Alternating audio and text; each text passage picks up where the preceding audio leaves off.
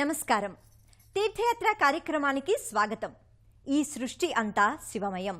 సమస్తం ఆయన సృష్టించిందే. సృష్టికి పూర్వం అంతా జలమయం. ఆ జలం నుంచి ఉత్పన్నమైన తేజమే పరబ్రహ్మాకృతి దాల్చింది.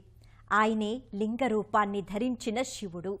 సర్వవ్యాపి అయిన శివునికి ఆకారం ఉండదు. రూపం లేని స్థితి నుంచి సాంబమూర్తిగా దర్శనమిచ్చే ఆ రూపమే శివలింగం. తనంతట తానుగా అవతరించింది స్వయంభువు. అలా కొన్ని వేల సంవత్సరాల నుంచి స్వయంభువు లింగంగా ఆరాధింపబడుతూ శివుని నివాస స్థలంగా ఖ్యాతికెక్కిన మహామహిమాన్విత క్షేత్రం కైలాస పర్వతం.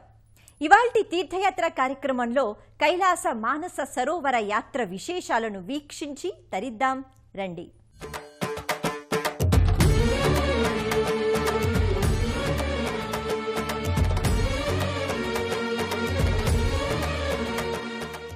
ఈ సృష్టి అంతా శివమయం. సమస్తం ఆయన సృష్టించిందే. సృష్టికి పూర్వం అంతా జలమయం. ఆ జలం నుంచి ఉత్పన్నమైన తేజమే పరబ్రహ్మాకృతి దాల్చింది. ఆయనే లింగరూపాన్ని ధరించిన శివుడు. గురు అనుగ్రహంతో చెరించి శారీరక మానసిక ప్రతిష్టతో ధ్యానపూర్వకంగా బిందు సరోవరం మీదుగా స్వయంభువు కైలాసాన్ని చేరుకోవడమే కైలాస మానస సరోవర యాత్ర. ఆది దంపతుల నివాస క్షేత్రంగా పరమ పవిత్రంగా భావింపబడే కైలాస పర్వతం టిబెట్లో ఉంది. ఆది దంపతులు శివపార్వతులు నివాసముండే కైలాసగిరి ప్రపంచంలోనే అతి పవిత్ర క్షేత్రం. టిబెట్కు నైరుతిగా గల కైలాస పర్వతం హిందూ, బౌద్ధ, జైన, బోన్స్ మతస్థులందరికీ అత్యంత పుణ్యస్థలం. కైలాస పర్వతాన్ని ఒక్కసారి చుట్టి వస్తే సర్వ పాపాలు పోతాయని హిందువులు ప్రగాఢంగా నమ్ముతారు. కైలాసం మానస సరోవర యాత్రకు తొలి అడుగు ఖాట్మండు నుంచి మొదలవుతుంది.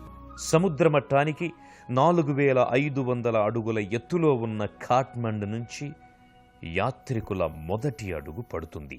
అనంతరం కొడారి ప్రాంతంలోని నేపాల్, టిబెట్ సరిహద్దు ప్రాంతాన్ని దాటి అక్కడ నుండి టిబెట్లోకి ప్రవేశిస్తారు. టిబెట్లో ఝాంగ్ము, సాగా, పర్యాంగ్ తదితర సుందర క్షేత్రాలు దాటిన తరువాత జీవన సాఫల్య భాగ్యమైన మానస సరోవరాన్ని భక్తులు చేరుకుంటారు.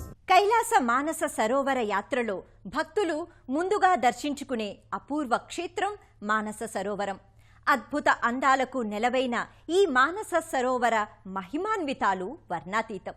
సాక్షాత్తు పార్వతీమాత రూపంగా నీరాజనాలందుకుంటున్న మానస సరోవర జలాలు ప్రపంచంలోనే అత్యంత శుద్ధమైన జలాలుగా హిందువులు భావిస్తారు. మహిమాన్విత మానస సరోవర క్షేత్రం అద్భుతాలకు నిలయం, ప్రకృతి అందాలకు నెలవు. దేవభూమిగా వినుతికెక్కిన ఈ దివ్యధామంలోకి అడుగుపెట్టిన భక్తులు అక్కడి ప్రకృతి అందాలకు మైమరచిపోతారు. సకల పాపహరణమైన పవిత్ర సరస్సిది. సృష్ట్యాది నుండి ఉన్న ఈ సరస్సు రూపంలో పార్వతీదేవియే స్వయంగా ఉంది అంటారు. పార్వతీమాతయే మానస సరోవరం. బ్రహ్మ తన మనస్సు నుంచి ఈ సరోవరాన్ని సృష్టించినందువల్ల దీనికి బ్రహ్మమానస సరోవరం అనే వ్యావహారిక నామం కూడా ఉంది.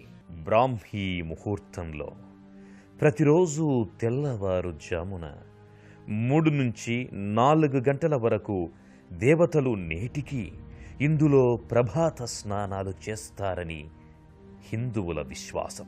మానస సరోవర పవిత్ర జలాల్లో మునిగిన, తల తడిసిన కలిగే ఆధ్యాత్మిక వికాసం అనూహ్యమైనది. అత్యంత మహిమాన్వితమైన మానస సరోవర ప్రాంతానికి చేరుకోవడానికి, అక్కడి అందాలను తనివి తీరా ఆస్వాదించడానికి శివచింతనతో పాటు శారీరక మానసిక దారుఢ్యం కూడా ఉండాలి.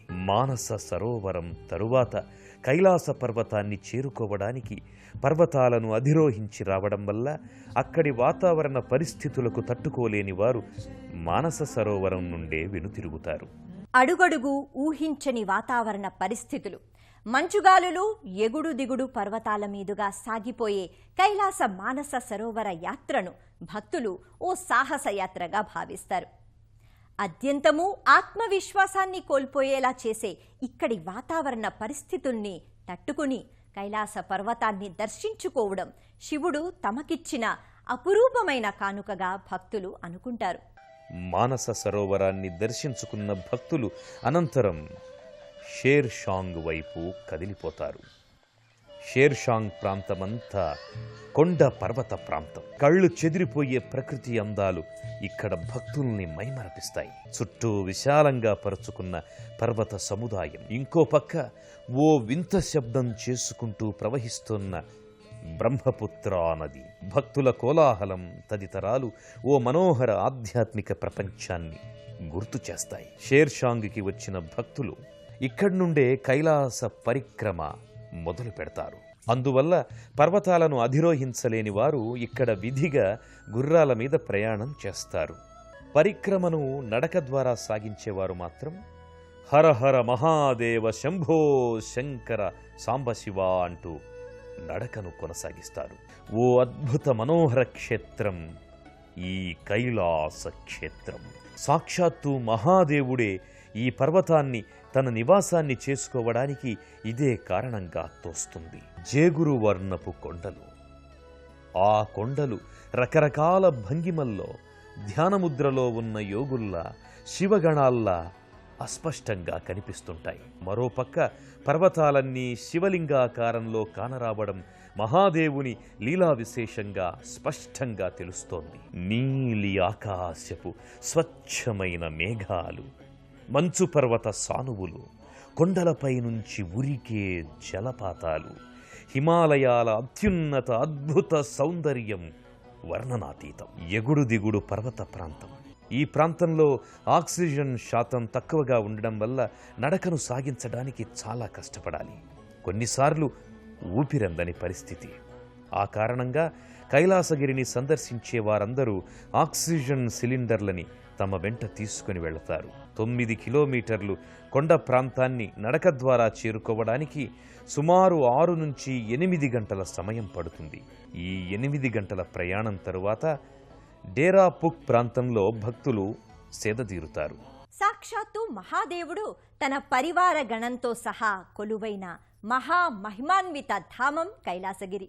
పూర్వజన్మల పుణ్యాలను అనుసరించి లభించే అరుదైన అవకాశంగా భావిస్తున్న కైలాస మానస సరోవర యాత్రను తమ జీవిత కాలంలో ఒక్కసారైనా చెయ్యాలని హిందువులు భావిస్తారు. డేరాపుక్ ప్రాంతం నుంచి కైలాస పర్వత ఉత్తర దర్శనం అత్యంత సమీపంగా కానవస్తుంది. కైలాసగిరిని సుమేరు, సుషమ్న, హేమాద్రి, రత్నసాను, కార్మికాచల, అమరాద్రి, దేవపర్వత, ఘనపర్వత, రజతాద్రి, స్వయంభూ అని వ్యవహరిస్తారు. సకల సృష్టికి, సమస్త ప్రపంచానికి మూల కేంద్రం కైలాసం. డేరాపుక్ నుంచి బయలుదేరిన భక్తులు అనంతరం కైలాస పర్వతానికి ఇంకా సమీపంలోకి చేరుకోవడానికి మరో 2 కిలోమీటర్లు ఎగువ ప్రాంతానికి నడక సాగిస్తారు. అనంతరం సాక్షాత్తు పరమేశ్వరుడు తన నివాస స్థలంగా ఏర్పాటు చేసుకున్న కైలాస పర్వతాన్ని వీక్షించి శివధ్యాన ముద్రలో మునిగి తేలుతారు.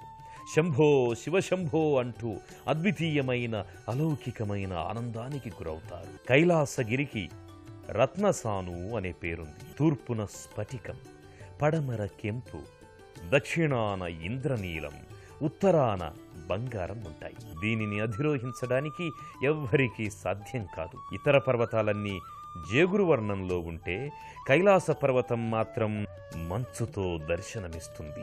ఈ పర్వతం మీద కొన్ని అస్పష్టమైన ఆకారాలు భక్తులకు దర్శనమిస్తాయి. అవి మనిషిలో అంతర్గతంగా దాగి ఉన్న గుణాలకి ప్రతీకగా చెబుతారు. కైలాస పర్వత ప్రాంతానికి చేరుకున్న భక్తులు కైలాసగిరిని దర్శించి అపూర్వమైన ఆధ్యాత్మిక అనుభూతికి లోనవుతారు.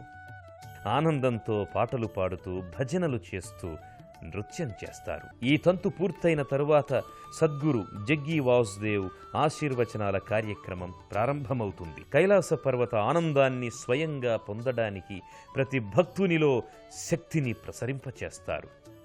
భక్తులు ఈ క్రతువులో పాల్గొని అలౌకికమైన ఆనందానికి గురవుతారు. వారి ఆధ్యాత్మిక ఆనందానికి పరాకాష్ఠగా వారి కళ్ళు ఆనంద భాష్పాల్ని వర్షిస్తాయి. సాక్షాత్తు కైలాసనాథుణ్ణి దర్శించామన్న సంతృప్తి వారి ముఖాల్లో ద్యోతకమవుతుంది. అలాంటి మహద్భాగ్యం పొందినందుకు మనసారా ఏడుస్తారు, నవ్వుతారు, ఆనందంతో ఊగిపోతారు. ఇదంతా శివ సంకల్ప బలంగా భావించి పునీతులవుతారు. వెరసి అదంతా శివలోకాన్ని, సాక్షాత్తు కైలాసాన్ని స్ఫురణకు తెస్తుంది. మొత్తం పరిక్రమ చేయదలుచుకున్న భక్తులు 52 కిలోమీటర్లు నడక సాగించాల్సి ఉంటుంది. వారంతా ధీరాపుక్ నుంచి డోల్మా పాస్, అటు నుంచి జుతుల్పుక్ మీదుగా జోంగ్భూ నుంచి తిరిగి మానస సరోవరం వైపుకు తిరుగు ప్రయాణం చేస్తారు.